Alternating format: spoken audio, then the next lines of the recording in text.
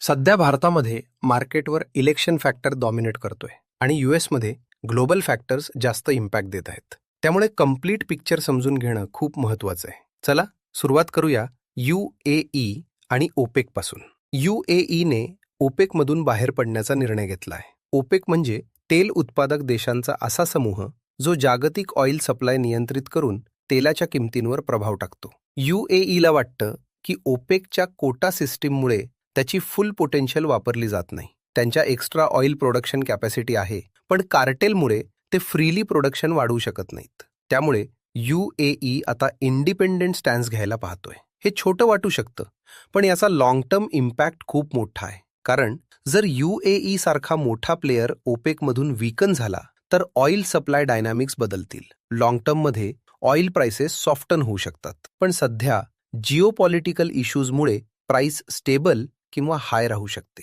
इंडियासाठी याचा अर्थ असा की शॉर्ट टर्ममध्ये ऑइल प्राइसेसमध्ये व्हॉलिटिलिटी राहू शकते आणि लॉंग टर्ममध्ये प्राइसेस स्टेबल राहू शकतात. आता यूएसकडे वळूया. सध्या यूएसमध्ये AI वर मॅसिव्ह पैसा घातला जातोय. एक्सपेक्टेशन्स खूप हाय आहेत. पण जेव्हा रिझल्ट्स आले तेव्हा रियालिटी थोडी वेगळी दिसली. ओपन AI सारख्या कंपन्यांनी जे ॲग्रेसिव्ह टार्गेट्स ठेवले होते ते पूर्ण झाले नाहीत. रेव्हेन्यू ग्रोथ अपेक्षेपेक्षा कमी राहिली.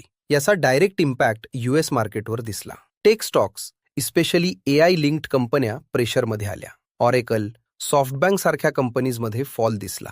मार्केटला आता रिअलायझेशन झालं की AI फ्युचर स्ट्रॉंग आहे, पण इमिडिएट रिटर्न्स अजून क्लिअर नाहीत. म्हणजेच यूएस मार्केटमध्ये सध्या हाईप कूलिंग डाऊन फेज चालू आहे. आता मुख्य मुद्दा, यूएस मार्केट पडण्याची अजून काय कारण होती? यूएस मार्केटवर 3 मोठे फॅक्टर्स आले. पहिला, AI कंपनीज रिझल्ट्स वीक आले, त्यामुळे टेक स्टॉक्स पडले. दुसरा, इंटरेस्ट रेट अनसर्टनिटी अजूनही आहे. तिसरा, ओव्हरऑल व्हॅल्युएशन खूप हाय झालं होतं, त्यामुळे करेक्शन नॅचरल झालं. इंडियामध्ये मार्केट पडलेलं नाही त्या सेन्समध्ये. इथे मूव्हमेंट इलेक्शन ड्रिव्हन आहे. सध्या मार्केट इलेक्शनला प्राइसिंग करतोय. हाय वोटिंग पर्सेंटेजमुळे मार्केट अज्युम करतोय की काहीतरी चेंज येऊ शकतो. एक्झिट पोल्स येण्याआधीच मार्केट आपली एक्सपेक्टेशन्स तयार करतो. त्यामुळे इंडियामध्ये काय चाललंय?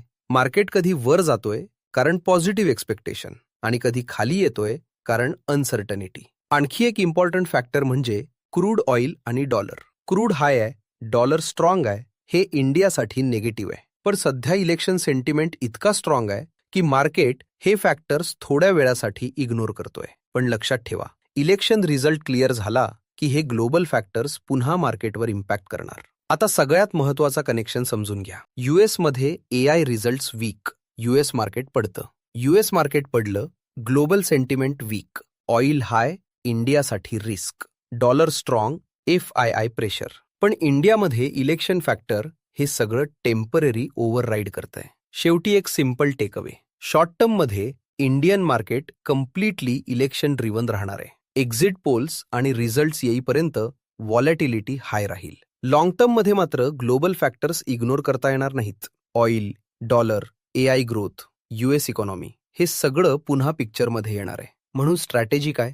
इमोशनली रिॲक्ट होऊ नका, न्यूजवर जम्प करू नका, हेजिंग करा आणि क्लॅरिटी येईपर्यंत कॉशियस राहा. कारण मार्केटमध्ये पैसे तेच कमावतात जे पेशन्स ठेवतात आणि नॉईज इग्नोर करतात. जर तुम्हाला असे क्लिअर आणि कनेक्टेड ॲनालिसिस आवडत असतील तर व्हिडिओला लाईक करा, शेअर करा आणि चॅनल सबस्क्राईब नक्की करा.